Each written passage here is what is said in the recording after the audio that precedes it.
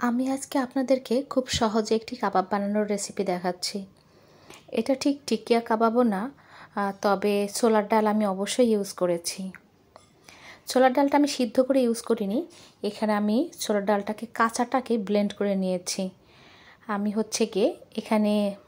এখানে কিমা আছে 250 গ্রাম, আর আমি 2 টেবিল চামচের মতন আমি ছোলার ডালের পেস্ট দিয়েছি। তার সাথে আমি সব মশলা দিয়ে দিচ্ছি।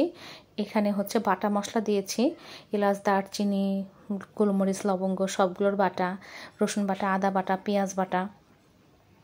তবে আমি আদা বাটা এবং রসুন বাটা একটু বেশি দিয়েছি। তারপর আমি কাঁচা পেঁয়াজও ইউজ করেছি, এবং আমি এখানে মরিচ যেটা দিয়েছি, আমি শুকনো মরিচ তেলে ভেজে তারপরে গুঁড়া করে দিয়েছি, মানে যেটা চিলি ফ্লেক্স বলা যায়। তারপর আমি এখানে একটু ইউজ করেছি বাইন্ডিংয়ের জন্য, সেটা আলু সিদ্ধ করে আমি গ্রেট করে দিয়েছি। তারপর দিয়ে দিলাম ধনেপাতা, কাঁচামরিচ, এগুলো সবই আমি কেচি দিয়ে ব্যবহার করি কাটাকাটির জন্য। সাথে আমি দিয়ে দিচ্ছি 1 স্লাইস লেবুর রস, এখানে 1 চা চামচ হবে লেবুর রসের পরিমাণটা।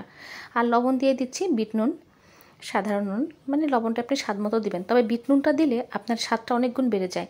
আর এখানে আমি একটু কাবাব মশলা ব্যবহার করেছি, সেখানে ড্রাই মশলাটা, যেটা কাবাব মশলা করা যায়, ড্রাই মশলার মধ্যে রয়েছে এলাচ, দারচিনি, এলাচ, লবঙ্গ, গোলমরিচ, এগুলো। তারপরে দিয়ে দিলাম আমি বাইন্ডিংসের জন্য আমি একটা ছাতু ব্যবহার করছি। আপনারা চাইলে একটু বেসন ব্যবহার করতে পারেন, তবে ছাতুটা দিলে খুব মচমচে হয়। তারপরে আমি হলুদের গুঁড়া, লাল মরিচের গুঁড়া, শুকনো মরিচের গুঁড়া যেটা বলা হয় দিয়ে দিলাম। তারপরে শেষে একটু সরিষার তেল দিয়ে দিয়েছি।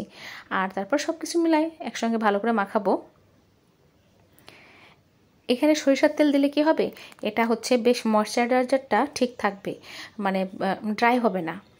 আর ছাতুটা দিলে, ছাতু বলতে কি আমরা জব, গম, ভুট্টা, তারপর ছোলা সব একসঙ্গে এগুলো শুকনা খোলায় ভেজে ব্লেন্ড করে নিই।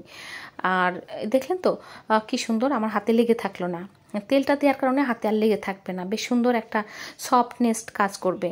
আর কিমা করার সময় অবশ্যই আপনারা একটু মাংসের সাথে একটু চর্বি দিয়ে ব্লেন্ড করবেন, তবে দেখবেন সেই কাবাবটা বরাবরই ভালো হবে, টেস্টি হবে।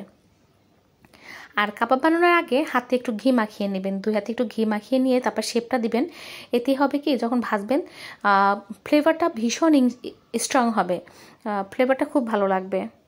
তো আমি এখানে দেখুন, আমি 2 হাতে গোল করে চ্যাপ্টা শেপ দিয়ে কাবাবগুলো করে নিয়েছি। আর এবার আমি তেলে ভেজে নেব।